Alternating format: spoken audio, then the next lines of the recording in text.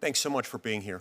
And thank you for your willingness to serve in a part of government that's not easy, in a part of government that's so essential for the safety of our country.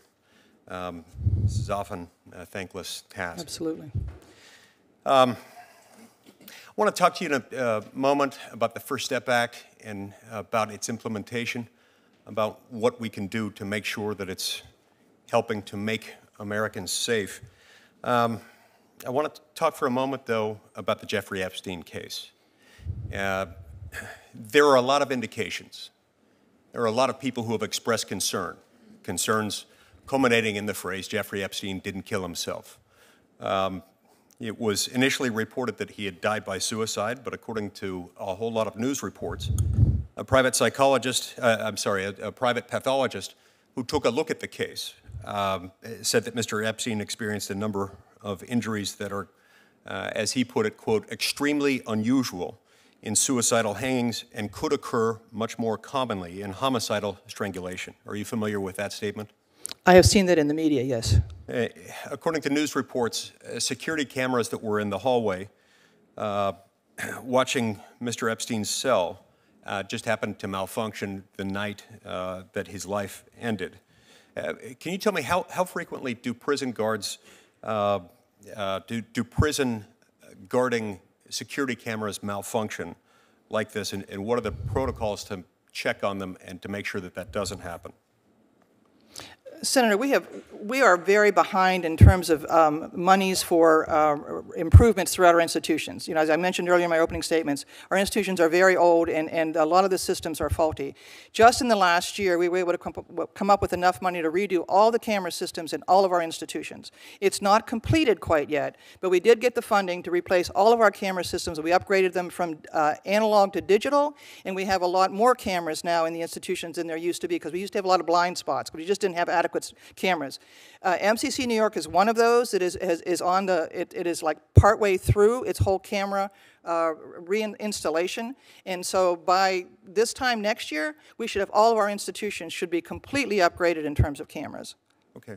So when they're faulty, they do break down sometimes, to answer your question. When they break down, you can't see it, and so if given that the security cameras malfunctioned that night, how can we be sure that he did kill himself?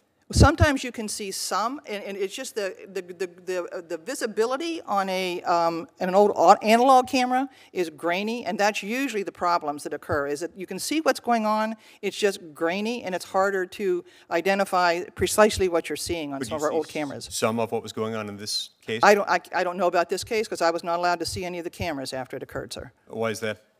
Because the Inspector General and the FBI's office are the ones investigating, and we are not allowed to touch anything. Once a situation occurs and the FBI and the Inspector General's office comes in, we are not allowed to talk to staff or have any interaction with what's going on in their investigation. Until after the OIG? Until it's finished, yes. We will know once the investigation. Do you have any idea how long that'll be?